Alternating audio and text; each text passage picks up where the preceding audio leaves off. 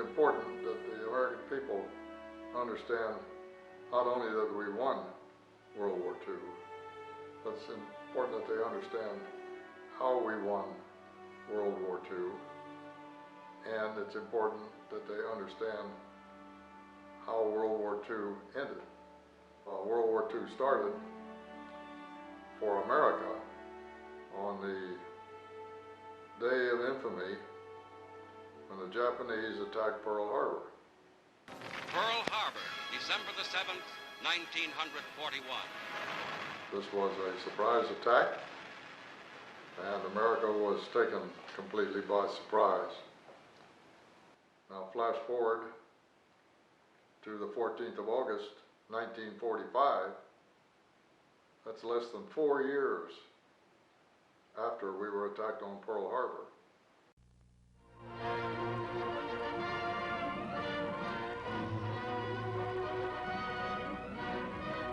America waited out World War II's last tense hours. At the White House, President Truman, State Secretary Burns, and Cordell Hull stood by for the momentous surrender message from the Japanese. Radio men, sound and camera crews of worldwide newsreels kept vigil with Washington reporters. Then, after tantalizing hours of rumors and guesses, came the President's historic announcement, August 14th, 1945. I have received this afternoon a message from the Japanese government in reply to the message forwarded to that government by the Secretary of State on August 11th. I deem this reply a full acceptance of the Potsdam Declaration, which specifies the unconditional surrender of Japan. In every town and hamlet across the nation, the story was the same. Chicago heard the news, and a hurricane of unrestrained hilarity blew through the Windy City.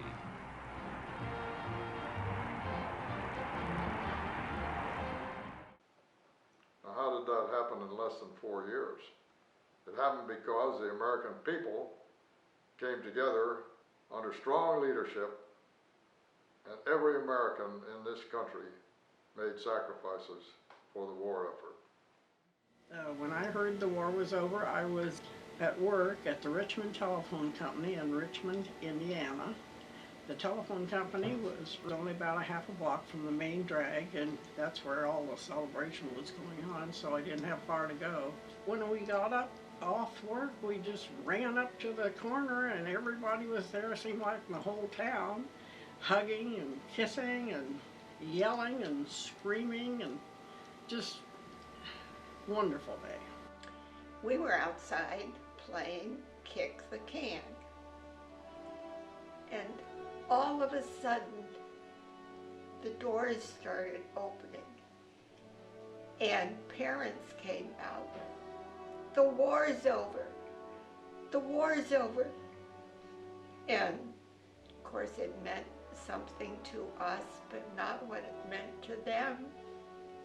The war was over, I was at a babysitter's, my nephew and I, and all of a sudden the bells started to ring, the sirens started to ring, people started yelling, so we all went out onto a balcony. We kept hollering, "What's wrong, what's wrong?" They said, "The war is over, the war is over. God, thank God our boys are going to come home." It was a great day. Couldn't believe that Japan had surrendered. So we had a tough fight over in the Pacific. I was 12 years old, sitting in class when I heard about the end of the war, and everybody was just yelling and screaming and going out in the streets and waving flags and doing everything. And I think all the work stopped, and schools and everything did at that time because of the war being over. It was quite a bad war, 4 years of it, and it was really something to celebrate. When we heard it, it just went one person to another, and everybody was screaming and hugging. It was, like I said, it's a bittersweet moment, but it was very thrilling to be there. We celebrated, we were happy, we were sad. The streets were crowded. Everybody was throwing their hats in the air and clapping and crying and hugging it. It was like a big party, just a great party. This was how San Francisco greeted the news. The city by the Golden Gate engulfed in a tide of joy and relief. America's major port of embarkation to the war in the Pacific, the Japanese surrender brought jubilation unrestrained. Clang, clang, clang went the trolley. The Victory Special rolled down Market Street with everybody celebrating. We just screaming and yelling and saying all the good things that we could at that time. We were so excited, and we just had a hell of a good time. My grandmother was with me, I remember, and I started yelling, "It's over, it's over, it's over." And my little girl started to say the same thing because I was saying it. I remember I made a special cake when it was over, because when my husband came home, it was a cake he liked. And he says, "You've also heard," he says, "you've heard the good news." And I said, "Yes, it's all over the town." And so you turn on the radio, and that's all it was. So he says, "Oh, well, we'll celebrate next week when our paycheck comes in." So we did. The next week we went off and had dinner out and went to a show, and that was the way we celebrated. I was listening to the radio, and they made the announcement, and I was just so overjoyed when I heard it was finally all over. I had two brothers that were in the service, but luckily they were able to come back home. It was just joyous knowing it was all over. And already the line was building up for all the paper carriers that were there. And I got my bundle and went out to the bus stop to take the bus back home, and there was no way. I mean, the crowds were already building up. People were yelling and screaming and dancing and carrying on. So I decided to start walking home. It was about 4 miles. By the time I got home, all the extra papers that I got announcing that the war was over were gone. People were giving me all kinds of money. Dollar bills were quite frequent, but I got a number of 5s, and somebody gave me a $10 bill. In 1945, to a 12-year-old, that was something. But the best part of the whole deal, in my opinion, was the fact that my two brothers, Jack and Bob, were going to come home. Joy is unconfined.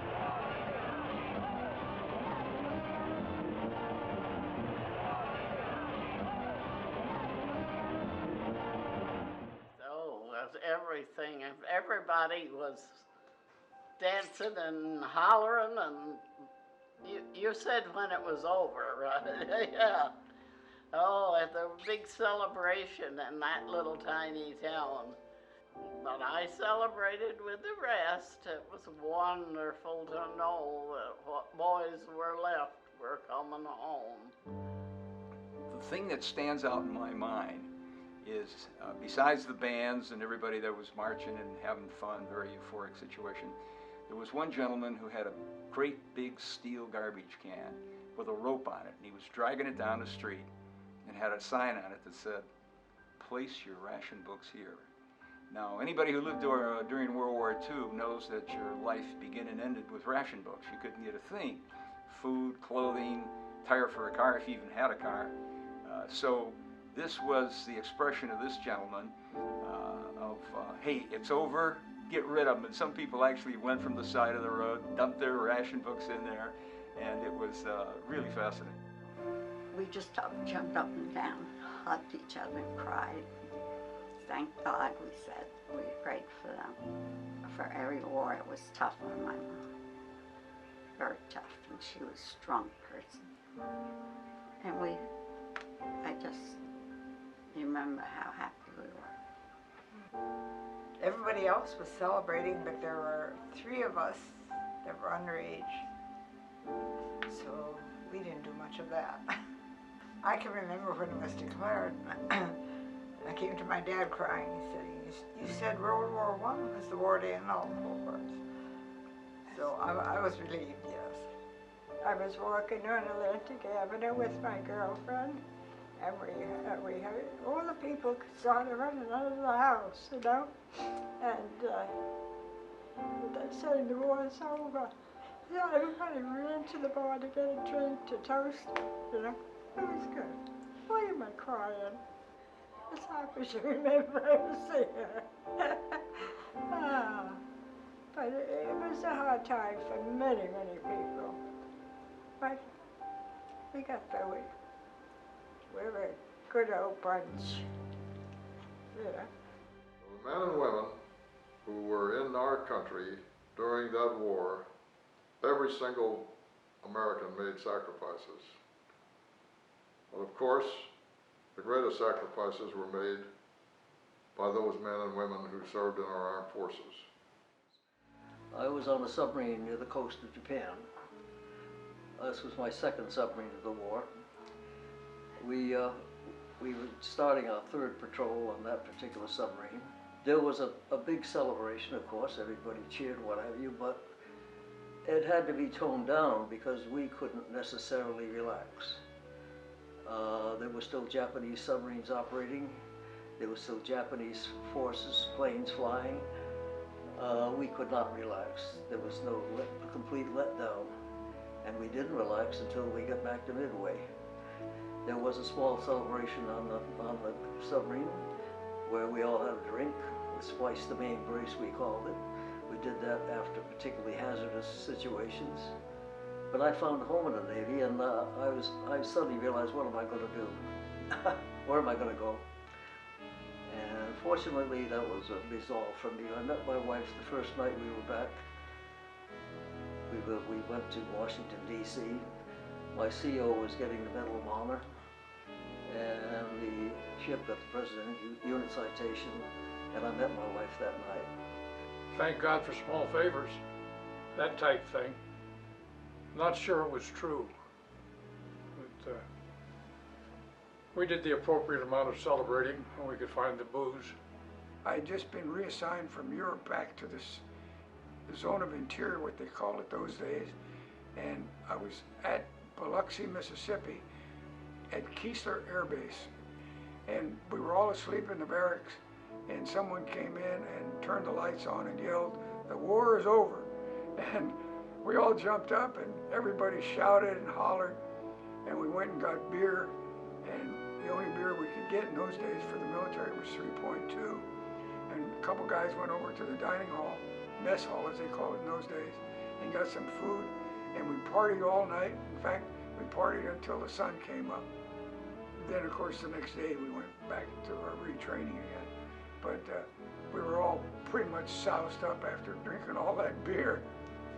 It was very heartwarming and seemingly cricket. You mean it's over?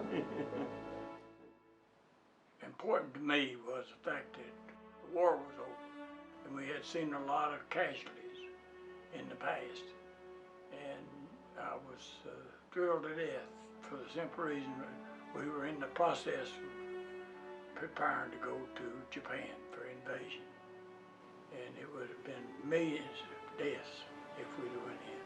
I was on the island of Trinidad, and when I heard about it, but there was no celebration or anything. We still had work to do. We still had planes flying out. People hadn't heard about the war yet. So that's all we done. Work. I was on a little island of Aishima. This little island was just west of Okinawa. And on your 14th, I was supposed to go on a mission. I went out to the airplane with the crew, and they kept delaying it. And finally they said, come back to operations. I knew, because I'd been up in the area the night they dropped the bomb on Nagasaki, so we knew something was going on. There was not the opportunity in our situation to celebrate like they did in New York City. But that night there was a lot of celebration, and one of the things that we could celebrate was shooting off guns. The Marines did a great job with that. So that was about the extent of our celebration. There was a lot of shooting going on. Our gunnery officer wouldn't let us shoot any of the weapons we had aboard our ship, but it seemed like everybody else was shooting straight up in the air. And the worst place to be was someplace on the ground. You kind of look for a safe place to get because there was so much shooting going on during that time. It was like everybody was breathing a big sigh of relief, and anybody that had a gun was shooting it. So most of us had dug foxholes out around the perimeter of our Quonset huts, and we most all jumped in the foxhole because it was safer in the foxhole than it was outside.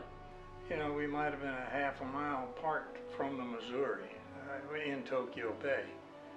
Maybe it was a mile, I don't know. Actually, I didn't care and think much about the formalities of surrender. All I was worried about was, or cared about, was the war was over. I wanted to get back to my wife and son. I had a son that was 9 months old, and I hadn't been there yet. And so it is right and proper today to remember them on VJ Day, the day they made possible. God bless America. In New York City, as throughout a rejoicing nation and world, vast throngs of grateful, happy people celebrate the end of fighting, the dawn of peace. 2 million New Yorkers jammed Times Square. It's official. It's all over. It's total victory.